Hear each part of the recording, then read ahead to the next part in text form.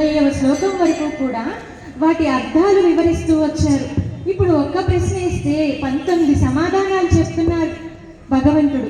2వ శ్లోకము ఏంటంటే మయ్యావేశ్య మనో ఏమాం నిత్యయుక్త ఉపాసతే అంటూ బ్రాహ్మి ఈ శ్లోకం యొక్క అర్థాన్ని ఇప్పుడు మనకి వివరిస్తుంది. శ్రీ భగవానువాచ మయ్యావేశ్య మనో ఏమాం నిత్యయుక్త ఉపాసతే శ్రద్ధయా పరయోపేతాః తే మే యుక్తతమా మతాః. అర్జున, భక్తుని యొక్క లక్ష్యము సాకారమా లేక నిరాకారమా అన్న విషయము ప్రధానం కాదు.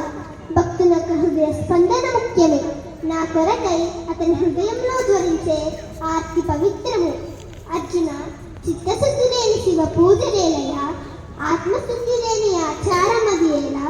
కాబట్టి సాకార దర్శనము చేత కానీ నిరాకార భావన చేత కానీ ఏ భక్తునొక్క హృదయము తన్మయత్వము నుండి నన్ను స్మరించి శాంతి నొందుచున్నదో అట్టి నిర్మల హృదయుడే ఉత్తమోత్తముడు. పార్థ, పసివాళ్ళు రంగురంగుల బొమ్మలతో ఆడుకుంటూ ఉంటారు. అది సహజము. కొంతసేపటికి వాడికి ఆకలి ప్రారంభమవుతుంది. అమ్మ గుర్తుకు వస్తుంది. అది కూడా తనకు సహజమే. ఈ విధంగా ఆకలి ఉన్న వాడికి ఆట వస్తువుల మీద భ్రమ నశించిపోతుంది.